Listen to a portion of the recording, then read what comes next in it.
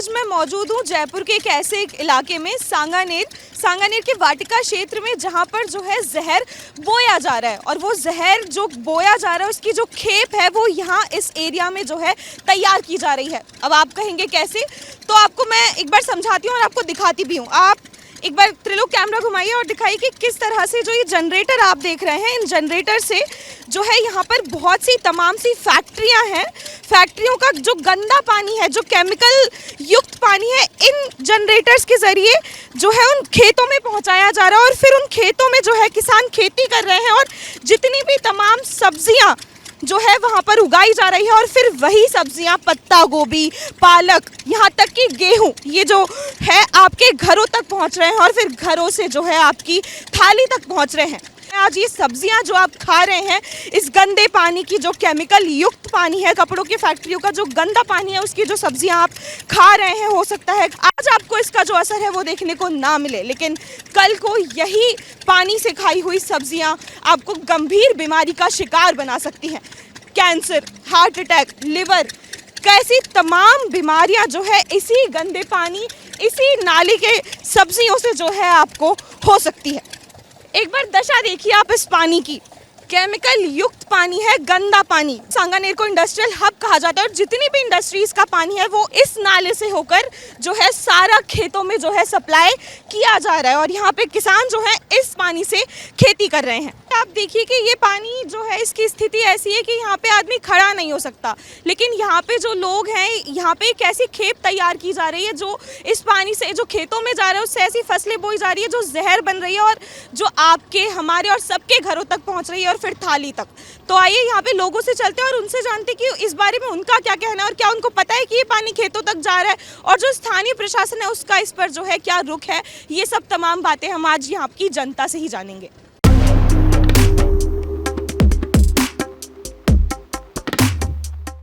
भाई साहब नमस्कार, यहीं पे रहते हो आप? हाँ जी। क्या नाम है? रामजीलाल शर्मा। तो ये जो इंजन चल रहे हैं, तो ये क्या पानी खेतों तक पहुंच रहा है, सही बोल रही हूँ ना मैं? हाँ। तो अभी फिर इससे परेशान नहीं हो रहे लोग, आपको पता है इस बारे में? पता है, हम तो खाते हैं मैडम, हम तो किसी को खाते हैं? हाँ ये पूरा खाने में आता काम, पूरा खाने में काम आता इतना अनाज और कहाँ जाएगा, कोई फेंकेंगे थोड़ी रोड पे इसको। है। तो आपने इस बारे में कभी किसी को कहा नहीं कि इस नाले, कौन देखा बताऊँ, स्थानीय प्रशासन? मैं जाना है कौन प्रशासन ने कोड़े रहे थे। तो ये खेती करते हो, खुद भी खा रहे हो और दूसरों को भी खिला रहे हो, हम भी खा ही रहे। बीमार नहीं हो जाओगे? इन फैक्ट्रियों का पानी बंद करवा दो, फिर बीमारी नहीं होगी। ये चलो हम नहीं चलाएंगे, कहीं ना कहीं तो जाएगा नहीं पानी आगे, तो कहीं ना कहीं तो जाएगा ना आगे, तो वो बीमार नहीं होंगी क्या? जानवर पीते हैं इस पानी को। तो इन फैक्ट्रियों को बंद करवाओ, आप किसानों की परेशान करते हो। ये लोग लाख रुपए महीने के कमा रहे, किसान तो पूरे साल में 1 लाख रुपए कमाएगा इससे, खेती में कितना कमा लेगा वो। मगर ये जो फैक्ट्री वाले हैं ना, ये 2 लाख रुपए महीने के कमा रहे, इन पे लगाओ पाबंदी, भाई इनको करो पाबंद आप। तो यही है प्रदूषण का पानी, तो और तो कौन सा पानी है। तो जब ये पानी बहुत लंबे समय से ये समस्या यहाँ पे है ना, बहुत टाइम हो गया, तो किसी को बताया नहीं आप लोगों ने कि इस तरह से जो है बता दिया, खूब बता दिया। तो वहाँ से आता है रामचंद्र बांध से, वो पानी सही है और वो फिल्टर होके आता है। क्या नाम है आपका? रमेश। तो आपको पता है जो ये यहाँ पे चल रहा है? हाँ चल रहा है ना इंजन। तो आप मानते हैं कि ये जो पानी है खेतों तक जा रहा है और इससे खेती हो रही है? खेती हो रही है ना, बहुत सालों से हो रही है, आज से थोड़ी हो रही है, बहुत सालों से हो रही है। तो आपको पता है ना ऐसी चीज़ों से बीमार हो सकता है इंसान। बीमार तो होता है, लेकिन फिर क्या करेगा, किसान पानी तो देगा ना खेतों में।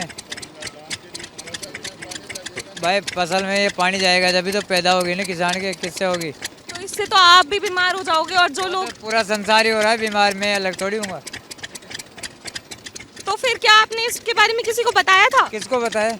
यहाँ पे जो स्थानीय कोई नहीं प्रशासन, आता, रिपोर्टर आज आ गया, फिर कल कोई नहीं आएगा, एक दिन ही आएगा, दूसरे दिन नहीं आएगा कोई भी। तो मतलब इनसे बात करो आप।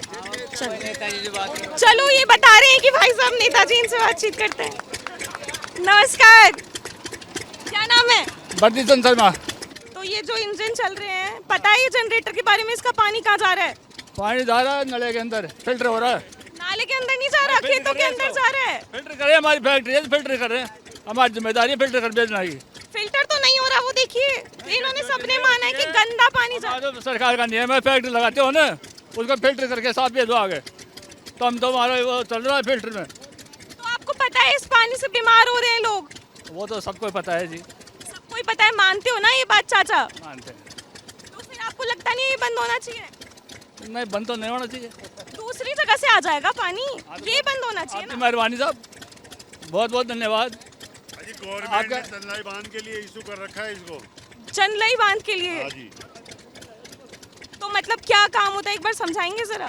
चंलाई बांध में पानी जाता है ये, फिर आगे जैसे मोरियां खोल देते हैं आगे बांध में चल जाता है। लेकिन लोग तो बीमार हो रहे हैं ना इस पानी से, खेतों तक पहुंच रहा है।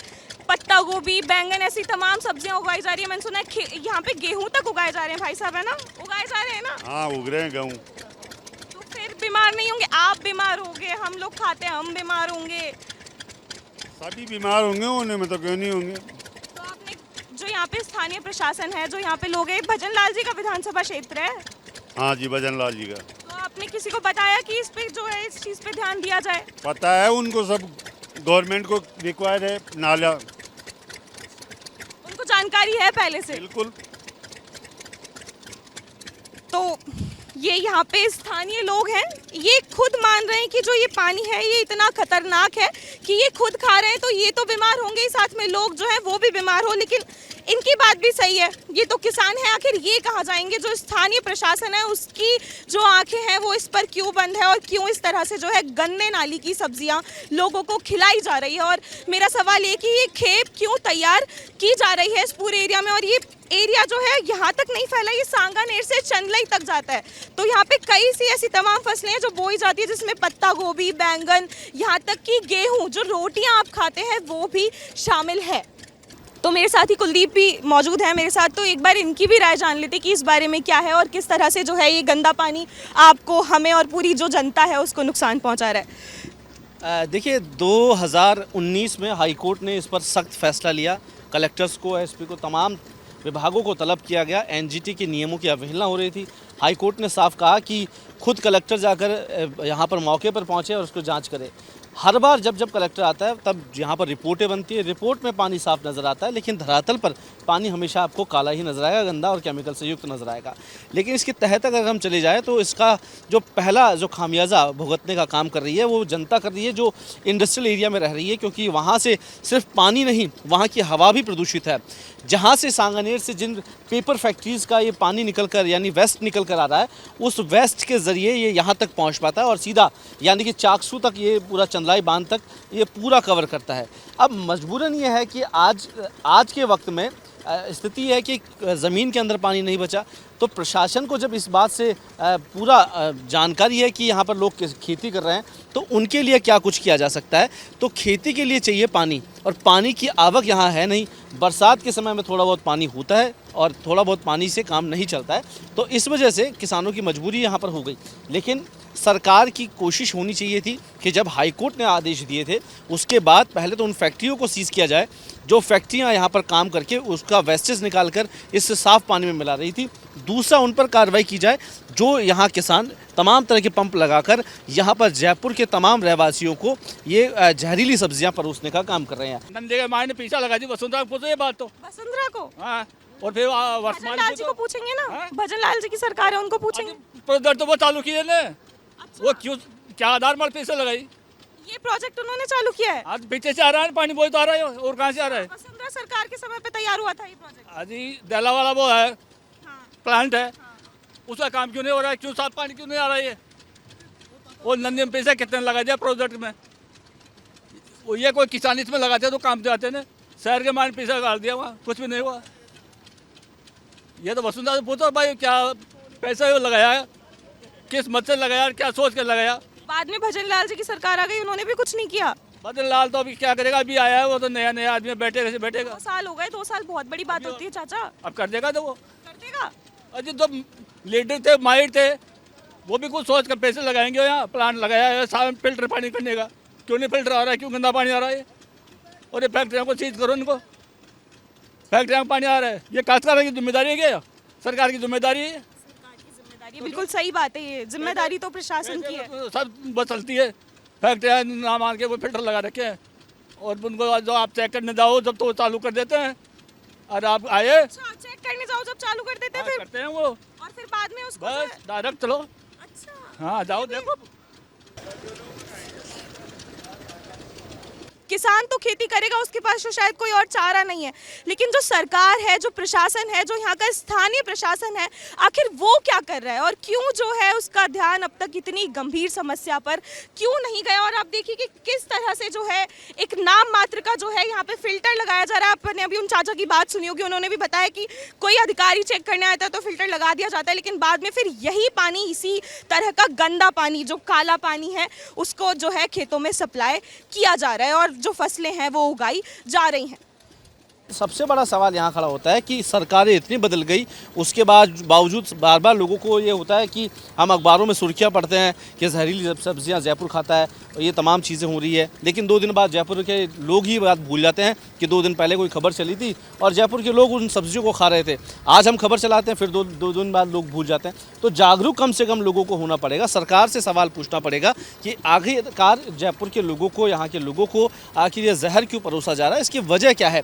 अगर वजह वाकई में है कि खुद इस बात को डॉक्टर भी पुष्टि कर चुके हैं, इसके अंदर जो एंटीऑक्सीडेंट पाए गए हैं वो कैंसर के बीमारी को बढ़ावा दे रहे हैं और तमाम तरह की बीमारियां भी धीरे धीरे शरीर में बढ़ती जा रही है। और यही वजह है कि क्योंकि आप पानी को देखोगे तो यहाँ पर किसान इसके अंदर नीचे उतरता है, ये पानी कहाँ से आ रहा है, कोई इसका सोर्स नहीं है, किस तरह की मिलावट है, क्या केमिकल है, हर रोज़ क्या क्या इसमें वेस्ट निकल कर आ रहे हैं और वो अपनी सब्जियों में, आपकी थाली में पहुंच रहे हैं। तो कहीं ना कहीं एक बड़ा नुकसान यहाँ पर लोगों को है। सरकार को जागने से पहले लोगों को जागरूक होना पड़ेगा, इसका विरोध करे, तमाम तरह की चीज़ें हों, तब जाकर इस पर रोकथाम लग सकती है। लेकिन दूसरी ओर ये भी ध्यान में रखना पड़ेगा कि आखिरकार इसकी वजह क्या है और जो किसान यहाँ से इस खेती से अलग हो जाएंगे उनके लिए सरकार की क्या कुछ व्यवस्था। इंडस्ट्रियल ज़रूर है, उधर आप देखेंगे सामने की तरफ वो एक धुआं निकलता हुआ नज़र आया, वो फैक्ट्री वहाँ पर लगी हुई है। तो ये पूरा एक यहाँ पर एक कह सकते हैं माफिया काम कर रहा है, जो वेस्ट को निकाल रहा है, किसान उसको यूज़ ले रहे हैं।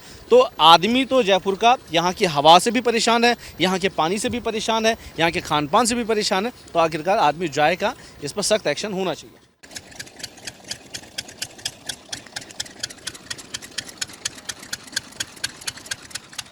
तो भैया विडंबना देखिए आप कि वहाँ पे तो दूर जो है इंडस्ट्रीज़ चल रही है और इंडस्ट्रीज़ चलती है, वहाँ पे तमाम तरह के केमिकल्स जो हैं वहाँ से निकल के आते हैं और आप एक दूसरी तरफ जहाँ पे आपको चारों तरफ यहाँ पे लहलाते हुए फसलें नज़र आएंगी, खेत नज़र आएंगे, जो कल को जो है ये फसलें टूटेंगी और आपके घरों तक पहुँचेगी जितनी भी सब्जियाँ हैं। तो ये यहाँ पर वो जो केमिकल का पानी है वो यहाँ पर आ रहा है। एक उदाहरण मैं आपको छोटा सा दिखाती हूँ कि देखिए पूरे खेत हैं, लहलाते हुए फसलें उग रही हैं और यहाँ पर जो है जो गंदा पानी नाले का है वो इस तरह से यहाँ पे आप साइड में देखिए तो आपको खुद को समझ आ जाएगा कि आखिर जो है यहाँ पर सांगानेर में जो सांगानेर क्षेत्र है वाटिका, यहाँ पर क्या चल रहा है। चारों तरफ लहलाते हुए खेत है, लेकिन इन खेतों की सिंचाई कैसे हुई, यहाँ पे जो मिट्टी है वहाँ पर पानी कौन सा पहुँचा, ये एक बड़ा सवाल है। और देखिए जो यहाँ पे आप समझ पाएंगे कि मिट्टी जो है काली पड़ चुकी है और काली मिट्टी जब पड़ने लग जाती है तो ऐसा कहा जाता है कि उसकी जो बोने की क्षमता है, जो सिंचाई की क्षमता है, वो धीरे धीरे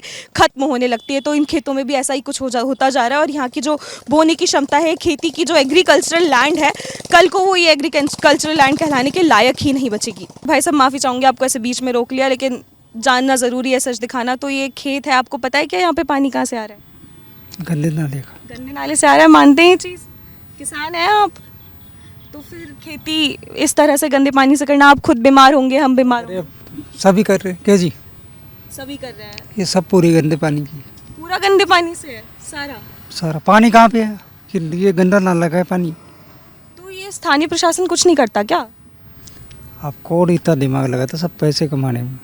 तो भाई साहब अपन ऐसे तो बीमार हो जाएंगे, आप, मैं, सब। जी इसकी गोभी देखोगे ना आपका ये टी शर्ट भी नहीं, ये शर्ट भी नहीं, वाइट एक नंबर। तो सर पानी तो गंदा ही इस्तेमाल हो रहा है, वो जा रहा गंदा पानी जा रहा है। चलो धन्यवाद।